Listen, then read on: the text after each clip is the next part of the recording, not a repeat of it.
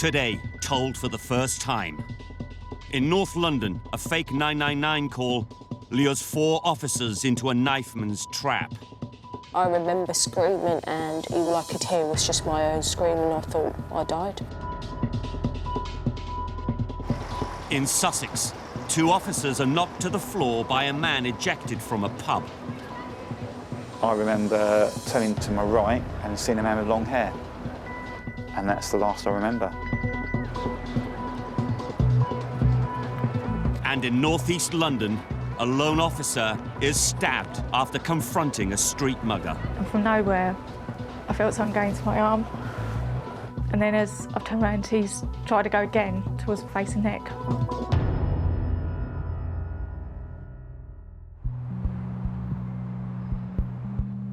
Frontline policing in England and Wales has been affected by a decline in officer numbers.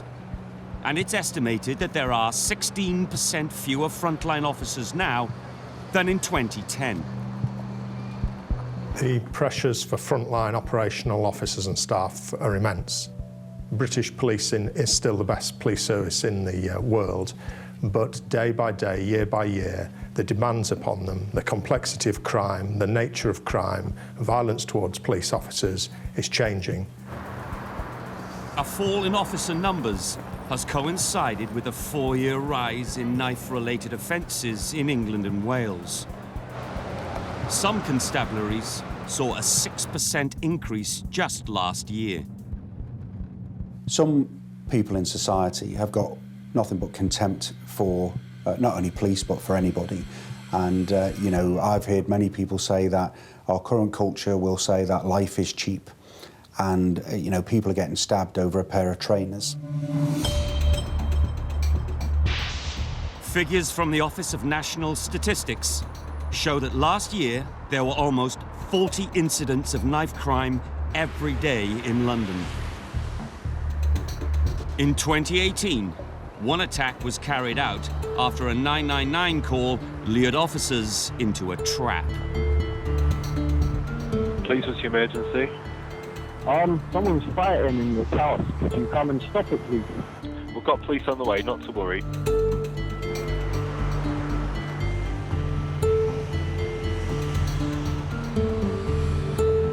It's a far more violent environment that we work in now. The majority of the calls that come out is violent. The majority of the calls have knife-related comments attached to them or were seen or threatened. You can go from emergency call to emergency call. You can spend an 8-hour shift literally just going from one call to another. It just doesn't stop. It's relentless sometimes. PC Lorna Watkins is a taser-trained officer in the Met Police. I've been at Islington since I joined, so I've spent my whole service in Islington. It's changed a lot over 16 years. You've got houses that are worth millions of pounds, and next door you could have a squat. In Islington, you tend to be double crewed. Because of the logistics and the crime that we have on the borough, it's probably the safer approach. PC Star Saeed Ali is originally from Sweden. She joined the Met Police in 2014. Worried about her safety, she's requested her identity is protected. I don't have immediate family who lives up here. My immediate family lives in Sweden.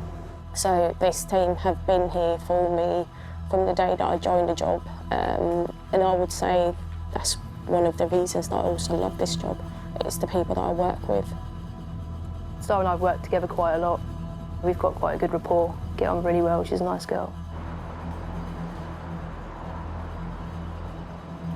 On that night, me and Lorna were patrolling around as usual. A call comes through. Please, what's your emergency? Someone's fighting in this house. Could you come and stop it, please? Are you outside or are you inside the address? I'm outside. Do you know who's inside or are you just walking past? No, it's my neighbours. It's your neighbours, is it? Okay. How long have you been fighting for? For about, I don't know, about 10 minutes. I've been hearing a bit of noise, a couple of smashes. Okay. And is it a male and a female or just a male? It's 2 males, I believe. I'm not really sure, you know what I mean? Okay, yeah. You could just hear 2 males' voices, though, yeah? Yeah. We've got police on the way, not to worry. We were in the backyard, I believe, and a call came out. Very standard call, nothing more than we'd normally expect, just a disturbance in an address. We assigned ourselves to the call, and it is literally just around the corner from the police station. So we made our way there quite quickly. PC's Ben Thompson and Raphael Kadzira also hear the call and arrive shortly after Lorna and Star. We were just trying to get in on the radio to say we'd take the call as well, so but we're just beaten to it by Lorna and Star. But we thought, with a fight, we will attend as well, just in case needed more officers.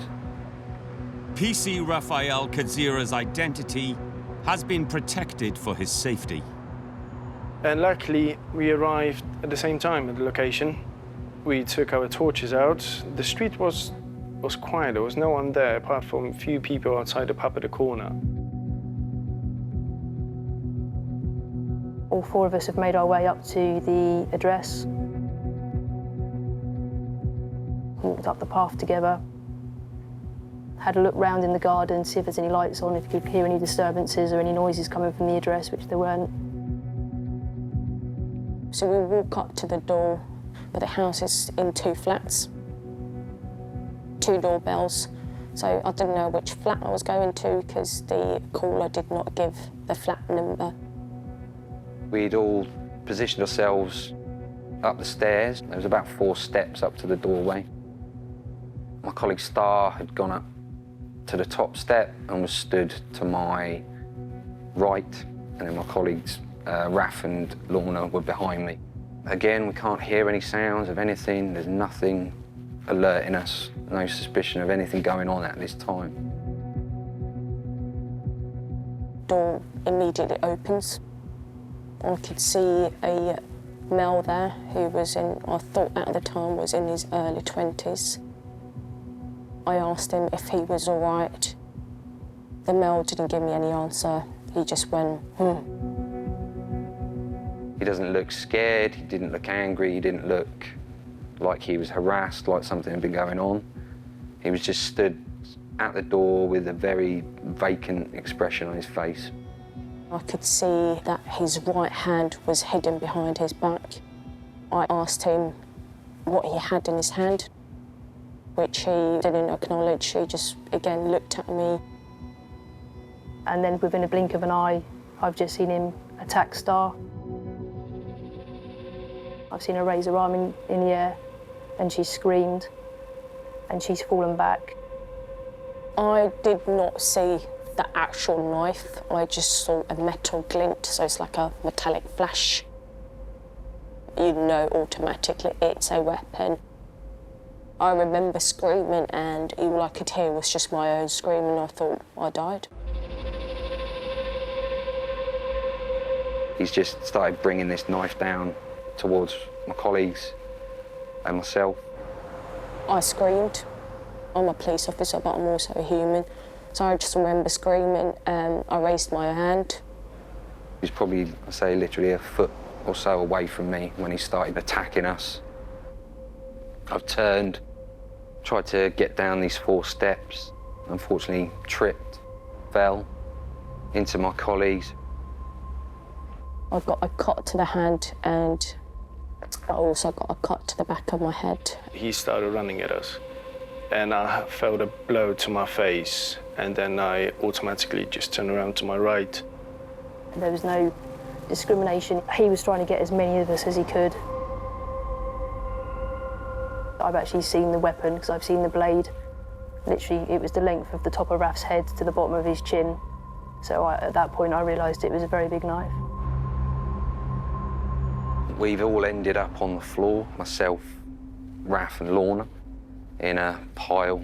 I don't know who was on top of who, which order we'd fallen, how we'd fallen. Obviously, there was this kind of a natural instinct to get away from there, to escape.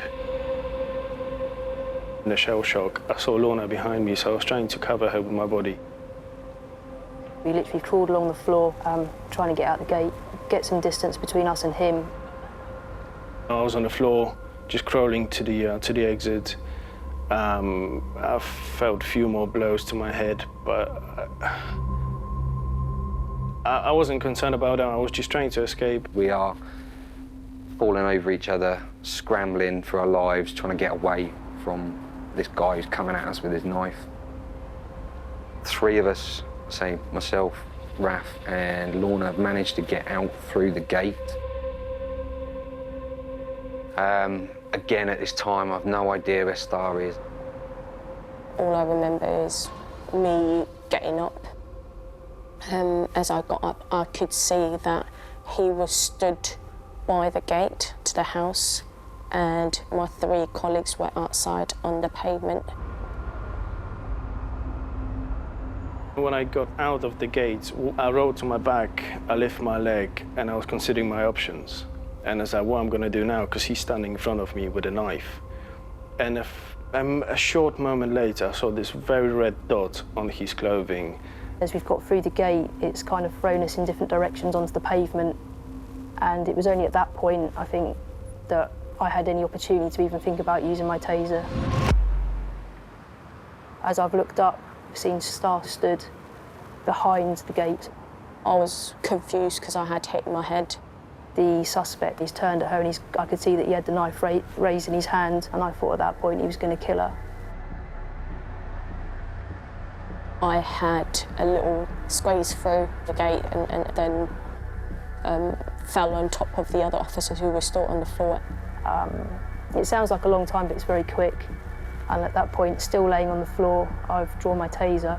I remember hearing Lorna issuing a taser warning. As Lorna shouted, "Taser, taser," the suspect has then turned towards Lorna. In a very split second, he's turned round and looked at me, and he's thrown the knife at me, which has come flying past my head, and luckily it's gone behind me. But I think that was an attempt to stop me from being able to use my taser. And then obviously the taser's activated and he's gone to the floor. You hear the sound of the taser deploy. It's sort of like a cracking, fizzing sound. And I've then seen the male in the garden close to the gate that he's obviously been hit by the taser barbs, but the taser hadn't had the full effect on this male. He was still presenting a risk, and he'd managed actually to get himself back up on his feet. I've reactivated the taser on the second time when he's tried to get back up. Which has then caused the male to fall back into the garden and to the floor again. At that point, I've been able to get inside the garden. I felt there's a gash on my face. I'm bleeding so much. But then I thought my colleagues are in danger. We still have to detain the suspect. She's got him on its taser. I still have to do my job. He's still kicking towards Ben. Ben trying to detain him. He applied one part of the one bracelet of the handcuffs. At that point, I still did not have any idea whether the male was still carrying the knife, whether he had any sort of other weapons on him, and what his intentions were, and how effective the taser was being in terms of keeping him suppressed. He did appear to me to still be struggling and resisting. So it was that point that I issued strikes with my baton to his knees, his leg area, to gain control.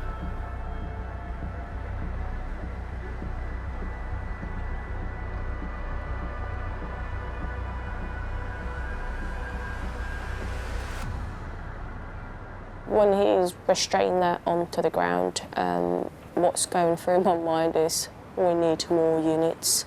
We are injured. I went on my radio and called up for more assistance. All of a sudden we've heard what we call an EMA activation. It's just an emergency activation on the radio. You do it whenever you're in dire trouble, if you need your colleagues there and then. So it's just this button here. Someone screamed that knife. I don't know which one of the officers, I can't remember who it was, but I remember someone did scream that knife.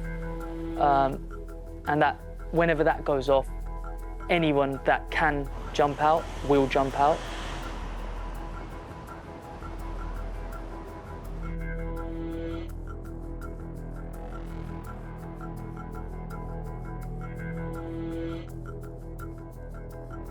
within, say, 10 seconds or so, the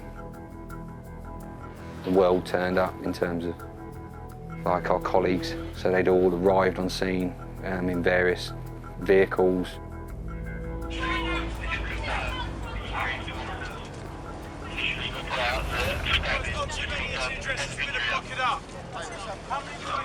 For them to hear that an officer's been stabbed, I don't think that the journey there was easy for them. But yeah, they were there relatively quick, and once they came, they administered that first aid. Blue lights flashing everywhere, people running. So, I mean, that was just the best feeling in the world. So, really, it's the best feeling knowing that they've got your back and they've got there as quick as they can.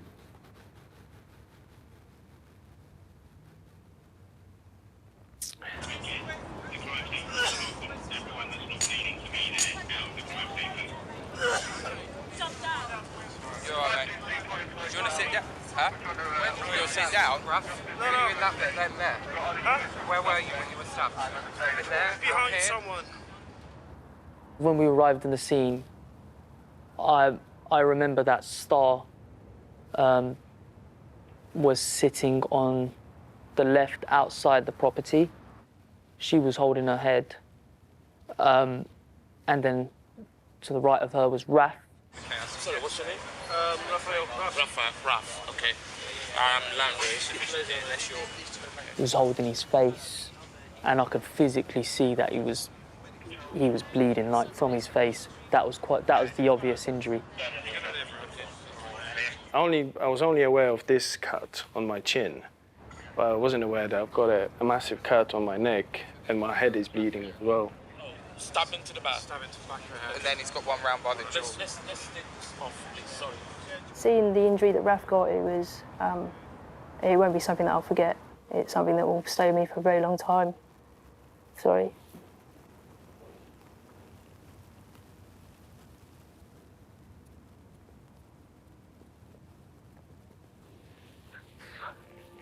No, we've got the paramedics. Just wait inside for us. Thank you very much. I fainted as a result of the injuries that I got, because I was bleeding from the back of my head, and that caused me to faint. So I had to get immediate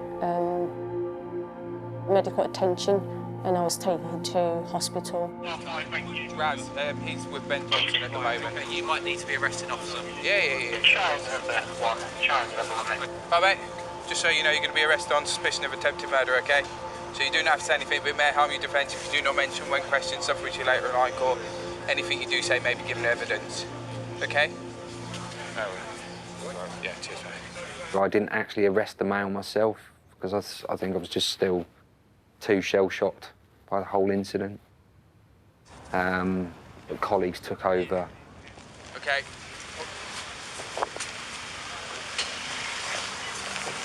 Sit yourself down. You're the one that nicked him? Yeah.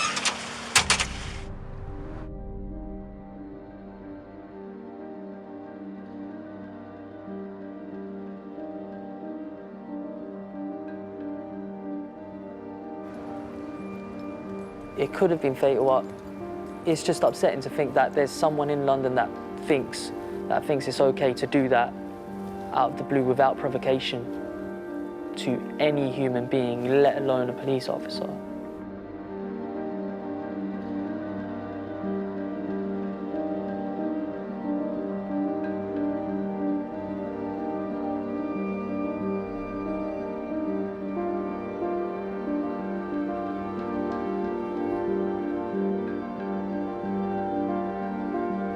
I believe that he tried to kill us that night and he was intent on killing us, and to be told that there was no intent for him to murder you is a hard, it's hard to swallow. I can't say I was happy. Getting a GBH with intent when you're trying to kill someone, and I'm only lucky because you missed a few millimeters on my neck, and not being considered that you're trying to kill someone is highly disappointing.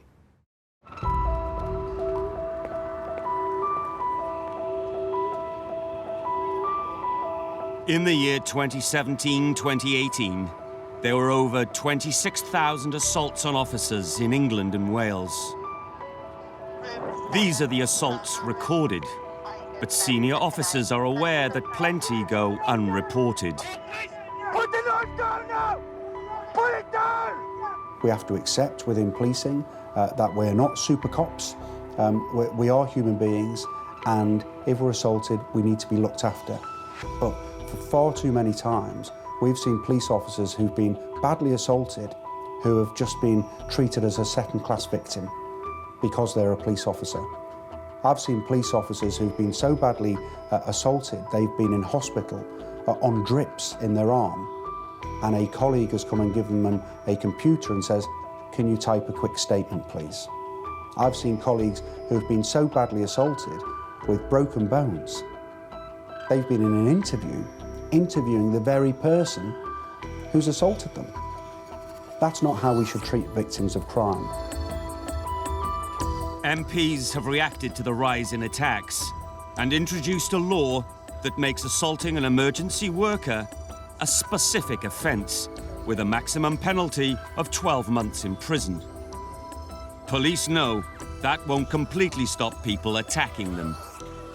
My staff do a really, really difficult role, but they're doing it on behalf of our communities. They're doing it on behalf of you and me. So they should have the best possible protection. And I still struggle to understand that when you put people into that role, that then somebody feels that they is perfectly entitled to assault them. Between March 2013 and March 2018, in England and Wales, there was a 26% rise in the number of police officers on long-term sick leave. A recent Cambridge University study suggests that nearly 1 in 5 police officers and staff have a form of post-traumatic stress disorder.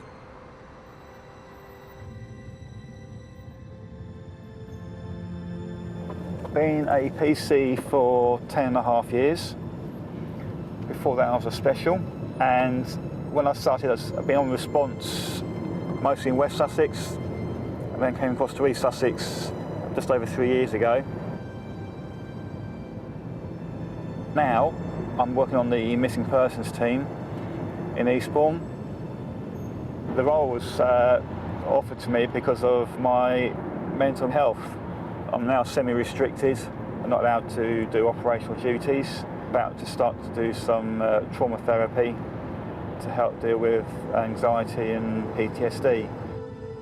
Because one incident can change life forever.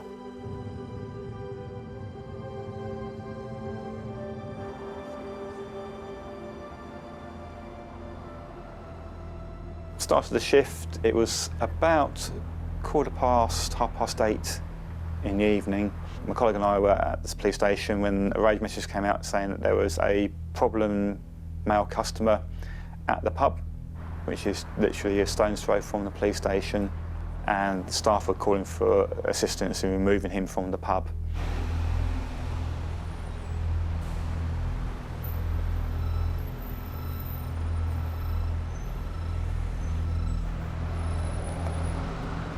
It was wet, rainy, winter's day. Because we're so near, my colleague and I, we walked round to the pub, and as we walked in, spoke to the pub manager who said, "Oh, the person has gone." They managed to remove him and he'd left already.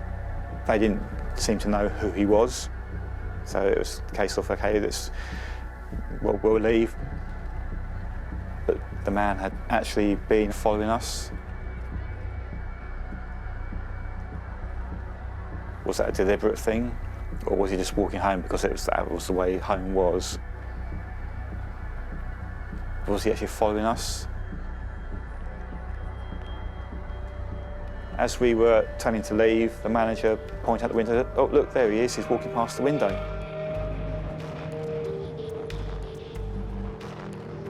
We decided that we're going to have a word with him to try and encourage him to go home, not to come back. And as we walked out through the double doors into the porch area and outside to the street, I remember turning to my right and seeing a man with long hair.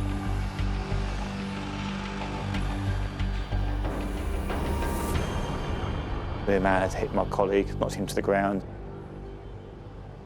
I was told I've been punched several times to the face, and I've fallen down between two cars with the attacker on top of me, still punching me. I remember turning to my right and seeing a man with long hair, and that's the last I remember. He eventually gets dragged off by my colleague, who's come to enough to realise that is what's going on. A couple of members of the public from the bar came out. One was a nurse, and they sat me up to try and make sure that I was okay.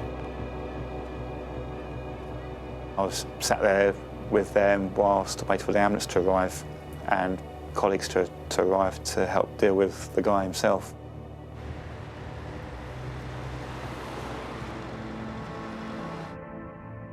I came to, obviously, lying on one of the hospital beds. I couldn't see out my left eye at all. I knew I was hurt. Clearly, I could feel it. My wife was there. She was very worried because there was so much swelling to my face. I had a young daughter. She didn't recognise me. She wouldn't come to me.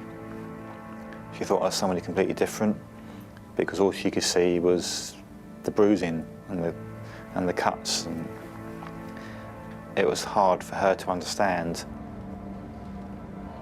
I had severe concussion, and the headaches lasted for 7 weeks.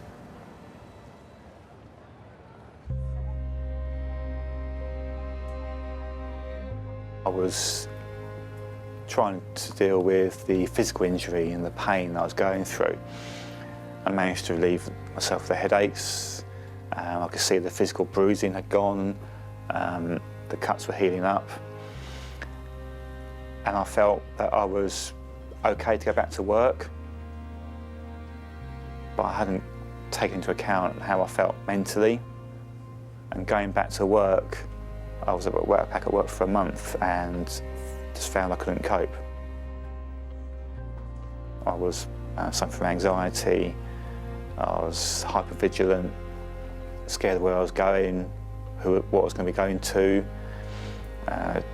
dealing with incidents that I felt really uncomfortable at, things that shouldn't be. And my main fear was that I was going to be attacked again. I wanted to work, but I couldn't work. I sought some help from counselling, which didn't seem to work. And then I was offered CBT, cognitive behavioural therapy.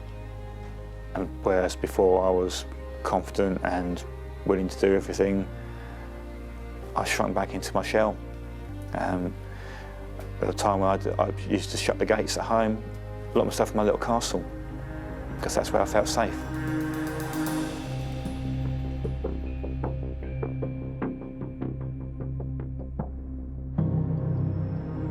I didn't see the CCTV of what happened until 6 months after it occurred.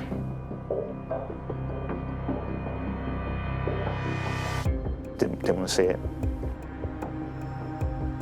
I couldn't believe I'd been hit so many times. If he had spoken to us and then tried to hit us, it would have been different, because obviously he's reacting to something that's been done. But with no interaction between us at all, why did he do it?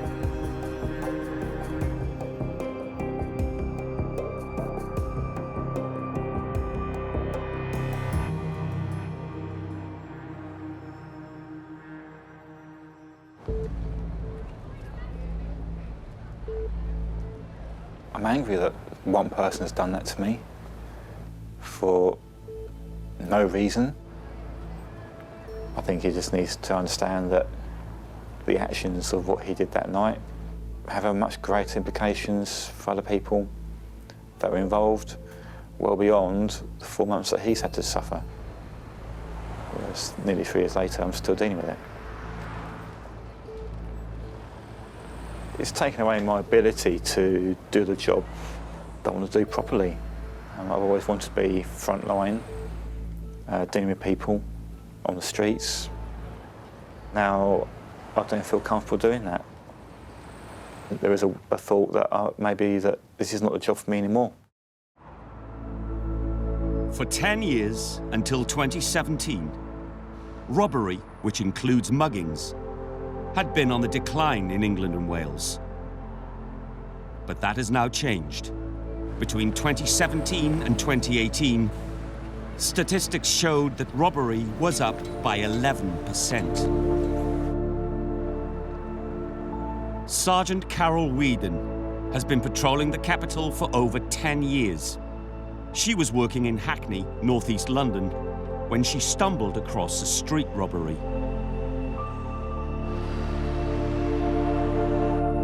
I've been in the police force for just over 10 years now. When I first joined, I felt it was more of a vocation. So not just a job. You're going to be helping people in times of crisis, and you know, you're going to be dealing with some very difficult things. When you work on response, you're dealing with people who you're seeing people sometimes not at their best, and because people have been, you know, not very rational sometimes, you're going to get that perception and feel like people hate the police. And it wasn't until I went to neighbourhoods that I actually began to realise actually people don't hate the police, they actually like the police, and a lot more than I realised.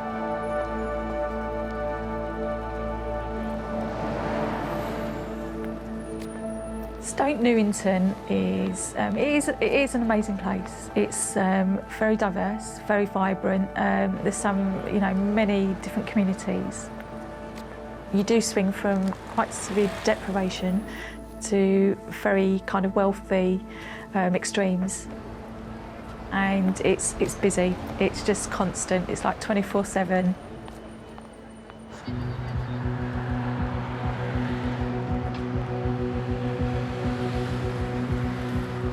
On the day, it was quite busy, so I thought, right, I'm just going to pop out, go to the local supermarket and just get myself something, because within this job sometimes there's not a moment sometimes where you can do that. It was quite dark actually because it was winter time, it was January, and I'm kind of poodling along, looking around a little bit as I do, and the next thing I could hear quite a loud commotion. It was a knife point robbery.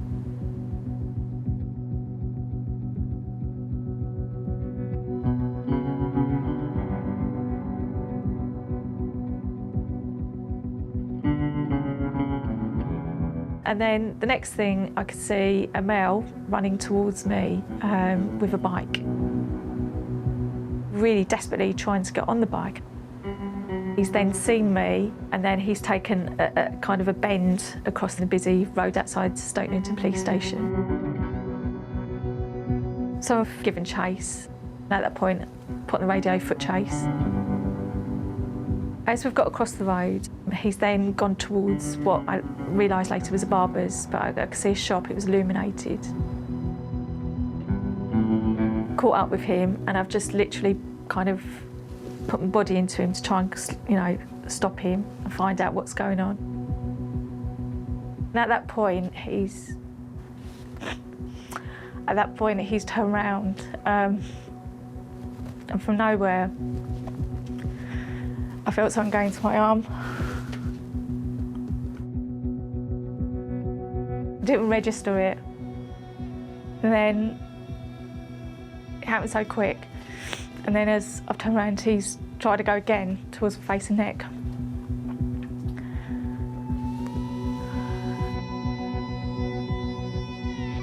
The thing I remember is his eyes. And even though it happened in what would be seconds, is the fact that he, before he'd done it, almost felt quite calmly, just the stare, just looking at me, focused, calm, and then the swing into my arm. And then going again and just missing my face and my neck.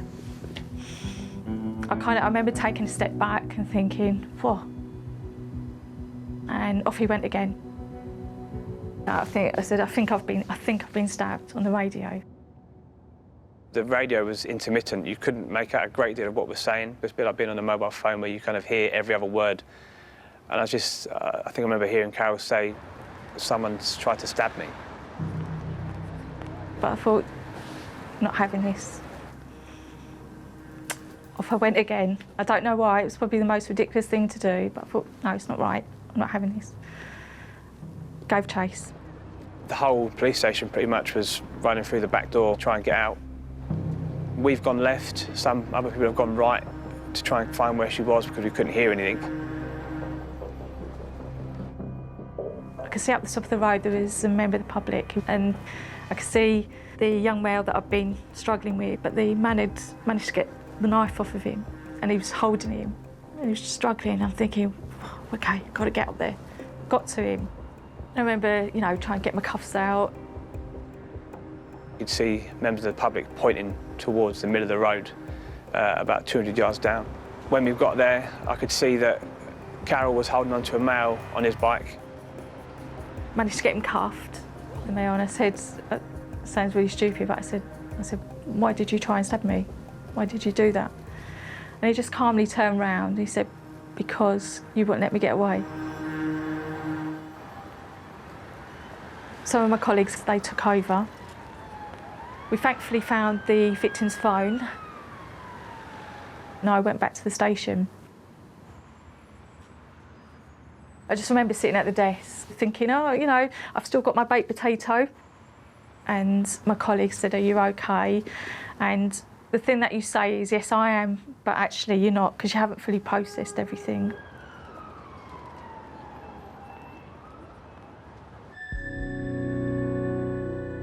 It wasn't until a good few months later, going to work, and the slow drip feeding kind of in my mind and processing of what had happened. Dealing with this assault just tipped us over the edge. It you know, kind of broke me really. What I realised was that with the simplest of momentary action, I could have been dead. And what it made me realise after was that I hadn't even prepared not to come home that day. I hadn't prepared to say goodbye to my kids. You know, you realise you haven't got your affairs in order, you know, and you don't want to be a drama queen, but you don't expect. People may feel this is naive, but you don't expect to go out and possibly not come home again.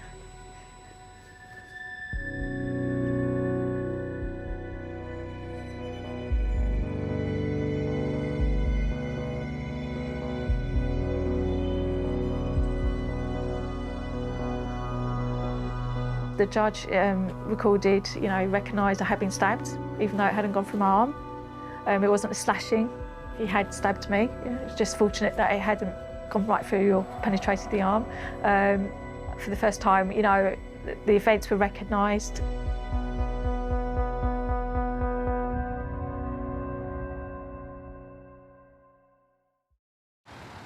I got contacted probably a year ago asking me if I would meet with the perpetrator. Now, at that time, I didn't want to, and I felt really angry, and I've kind of revisited that, and I've got a meeting soon with Restorative Justice.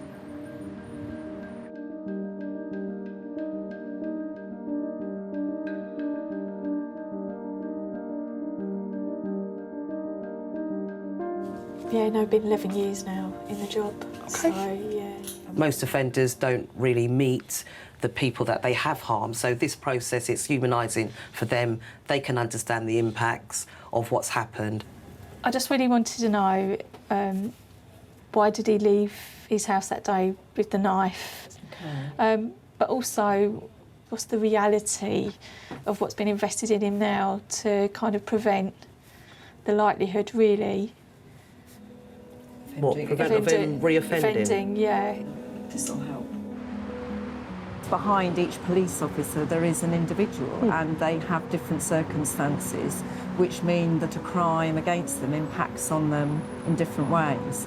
And this is just one process that we can offer them that might help them to move on from being victims of crime.